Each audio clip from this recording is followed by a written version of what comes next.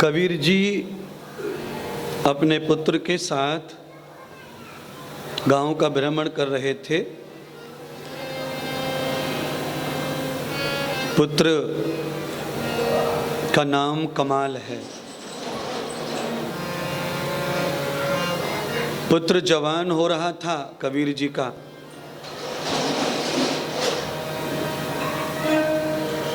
जवानी में जिन चीज़ों का बोध कम हो जाता है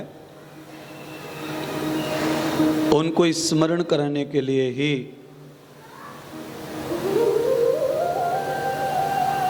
कबीर जी ने उनको गांव घुमाया। वो बताना चाहते थे कि जवानी का अंधा व्यक्ति अगर देख के चले तो उसका बुढ़ापा सवर जाता है। आटा पीसने की चक्की चल रही थी किसी के घर में। कबीर जी अपने पुत्र को लेकर चक्की के पास गए और चक्की का दर्शन कराया।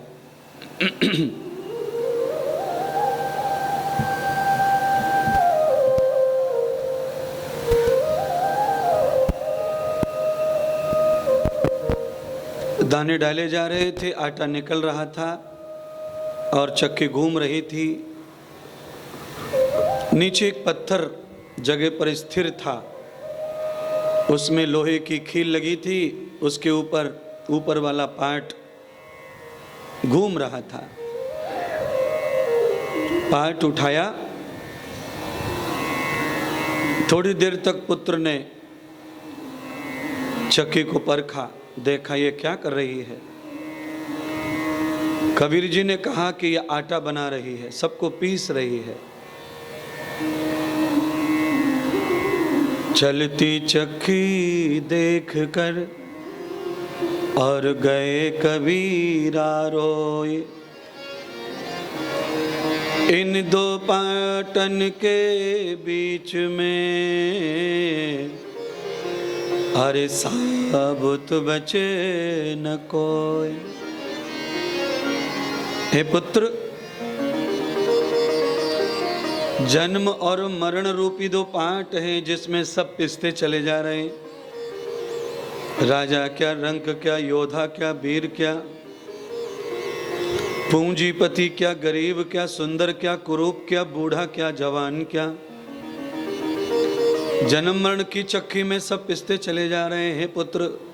इसीलिए अब बहुत भय लगता है, कोई नहीं बचेगा।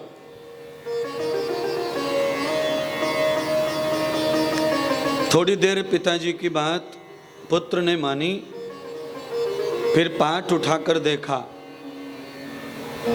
तो दो चार दाने बचे थे।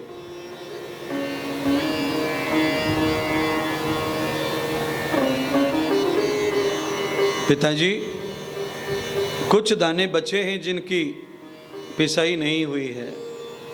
कबीर जी ने फिर चक्की की ओर देखा।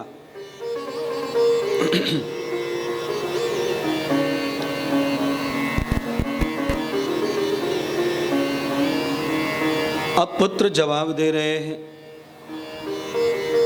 चलती चक्की देख कर गए कमाल ठड़ियाए, और जो खीली से लग रहे उनको काल न खाए। कहा पिताश्री, चक्की को घुमाने वाली जो लोहे की खील है उसके इर्द गिर्द अगल बगल में जो दाने चिपक गए हैं वो पिस नहीं पाए, उनका जीवन सुरक्षित है। इसीलिए प्यारे बहनों और भाइयों, आज व्यासपीठ से मैं आपको कहना चाहता हूँ, जन्म मरण की चक्की में पिसने से, दुख और क्लेश की चक्की में पिसने से, नरक और स्वर्ग की चक्की में पिसने से बचना चाहते हो तो इस संसार को चलाने वाले परमात्मा रूपी खील से लग जाइए, श्री राम के चरणों से जुड़ जाइए, सद्गुरु की छाया में आ जाइए। काल आएगा और तुम्हारे अगल बगल घूम के वापस चला जाएगा। जो कीली से लग रहे उनको काल न खाए। और शांत हो जाए तो और करो, बहुत मोटी आवाज हो गई है, मिड बहुत है।